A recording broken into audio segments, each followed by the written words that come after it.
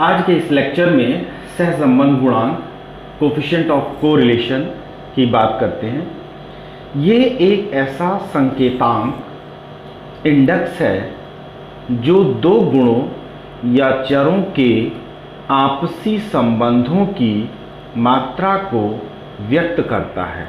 मतलब कि दो चरों के बीच में क्या रिलेशन है और उस रिलेशन को संख्यात्मक रूप देता है कि कितना ज़्यादा है, दोनों में रिलेशन कैसा है, पॉजिटिव है कि निगेटिव है, और वो भी स्ट्रॉन्ग है कि वीक है, इस तरह से ये बताता है। तो मात्रा को व्यक्त करता है। पियर्सन की विधि द्वारा इसे स्मॉल आर एवं स्पीयरमैन की विधि द्वारा इसे रो से प्रदर्शित किया जाता है। ये एक लेटर है, ग्रीक लेटर है, इसको रो कहते हैं। RHO रो से प्रदर्शित किया जाता है, या तो R से लिखते हैं या रो से प्रदर्शित करते हैं। सहसंबंध की मात्रा +1.00 से -1.00 तक होती है। जनरली डेसिमल के बाद 2 प्लेस तक हम इसकी वैल्यू को रखते हैं। तो +1.00 से -1.00 तक होती है। +1.00 की मात्रा पूर्ण धनात्मक सहसंबंध कहलाती है। मतलब परफेक्ट पॉजिटिव कोरिलेशन। यदि हम दो चरों के बीच में कोई संबंध निकाल रहे हैं और R की वैल्यू +1 आ गई, इसका मतलब दोनों के बीच में परफेक्ट कोरिलेशन है। जैसा कि इसके प्रीवियस लेक्चर में हमने बात की थी इंच और सेंटीमीटर में। तो इंच जैसे जैसे बढ़ रहा था वैसे वैसे सेंटीमीटर बढ़ रहा था। दोनों में कैसा रिलेशन था? परफेक्ट पॉजिटिव कोरिलेशन था। तो वहाँ पर अगर हम इसकी बात करेंगे तो R की वैल्यू 1 आएगी। इसी तरह से -1.00 की मात्रा पूर्ण ऋणात्मक सहसंबंध को अभिव्यक्त करती है, परफेक्ट निगेटिव कोरिलेशन को अभिव्यक्त करती है। शिक्षा और मनोविज्ञान में पूर्ण धनात्मक और पूर्ण ऋणात्मक सहसंबंध से निम्न विभिन्न मात्राओं में सहसंबंध पाया जाता है। इसे निम्नलिखित रूप से प्रदर्शित किया जा सकता है। यहाँ पर हमने दिखाया सहसंबंध गुणांक का विस्तार। पॉइंट मेरे राइट हैंड साइड पर प्लस है, +0.1, 0.2, 0.3, 0.4, 0.5, 0.6, 0.7, 0.8, 0.9 और 1.0। डेसिमल के बाद 2 प्लेस तक वैल्यू हम कंसीडर करते हैं, जैसे 0.92, 0.84, इस तरह से।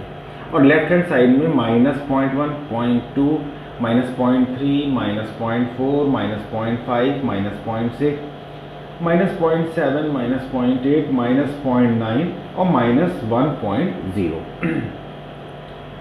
सहसंबंध गुणांक की व्याख्या, इंटरप्रिटेशन, क्योंकि जब भी क्वेश्चन आता है तो परिणाम या व्याख्या करने को भी आता है।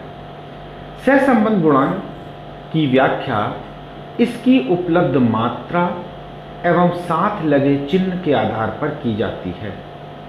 मात्रा से दो चरों के मध्य सहसंबंध की घनिष्ठता एवं चिन्ह से उसकी दिशा का बोध होता है। +1.00 पूर्ण धनात्मक एवं -1.00 पूर्ण ऋणात्मक सहसंबंध का सूचक है। सहसंबंध गुणांक 1.00 जितना समीप होगा दो चरों के मध्य सहसंबंध उतना ही अधिक घनिष्ठ होगा। इसके विपरीत यह मात्रा 1.00 से जितनी कम या दूर होगी सहसंबंध उतना ही कम होगा। यद्यपि मात्रा शून्य है, R की वैल्यू 0 आ रही है, तो इसका तात्पर्य होगा कि दोनों चरों में कोई संबंध नहीं है। गिलफर्ड ने सहसंबंध गुणांक की मात्रा के आधार पर सहसंबंध को निम्नलिखित श्रेणियों में वर्गीकृत किया है। लेफ्ट हैंड साइड हमने बनाया है गुणांक की मात्रा और राइट हैंड साइड में सहसंबंध रिलेशनशिप।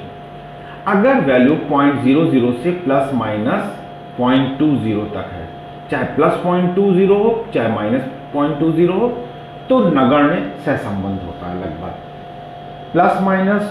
0.21 से प्लस माइनस 0.40 तक है तो निम्न या लो रिलेशनशिप होता है कोफिशिएंट ऑफ कोरिलेशन।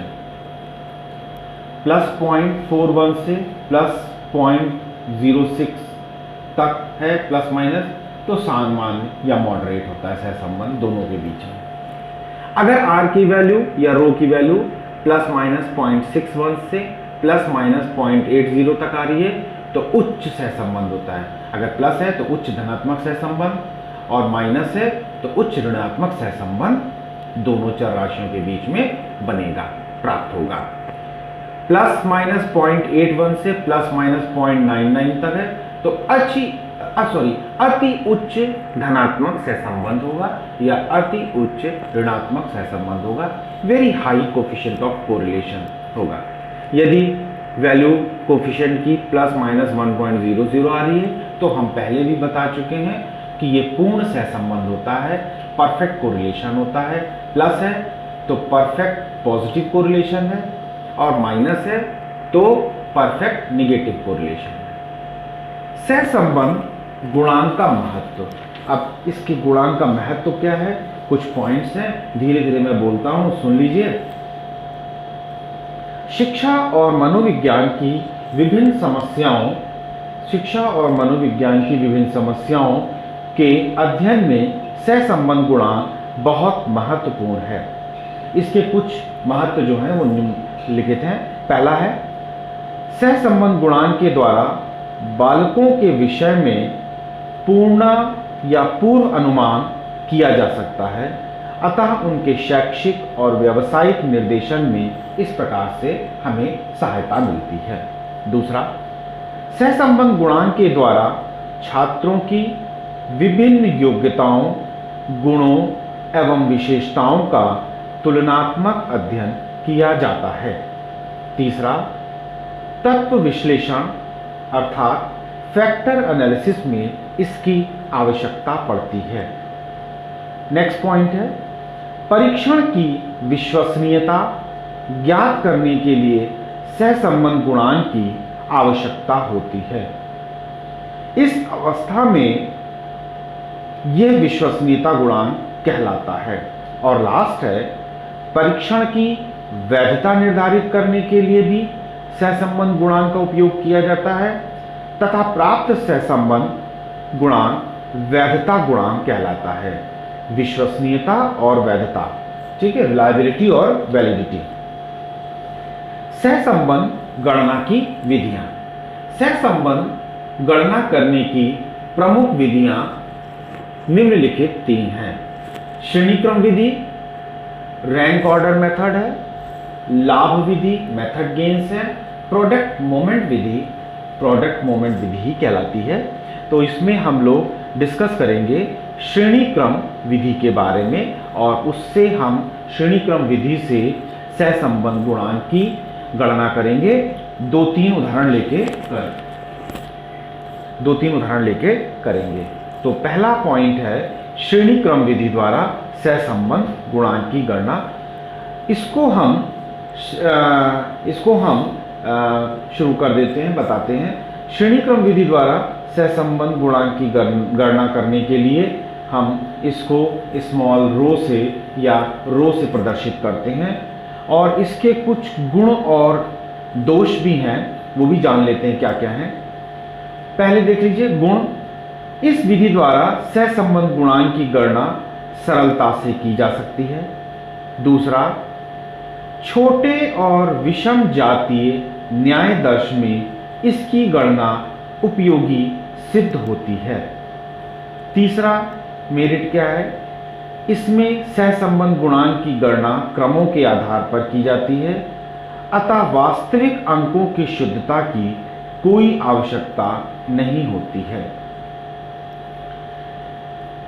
श्रेणीक्रम विधि का जो प्रतिपादन है वो चार्ल्स स्पीयरमैन ने किया था, इसीलिए उनके नाम पर स्पीयरमैन कोरिलेशन भी इसे कहते हैं। चार्ल्स स्पीयरमैन कोरिलेशन या चार्ल्स स्पीयरमैन सहसंबंध गुणांक भी कहते हैं। इसके कुछ दोष भी हैं, वो दोष देखिए क्या क्या हैं। पहला है, जब n का मान अधिक होता है तब इस विधि का उपयोग नहीं किया जा सकता।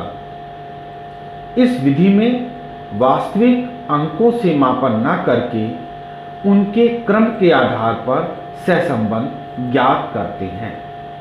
और तीसरा इसका डीमेरिट है इस विधि से कोरिलेशन निकालने का, इस विधि द्वारा प्राप्त सहसंबंध का मान प्रोडक्ट मोमेंट विधि की अपेक्षा कम आता है।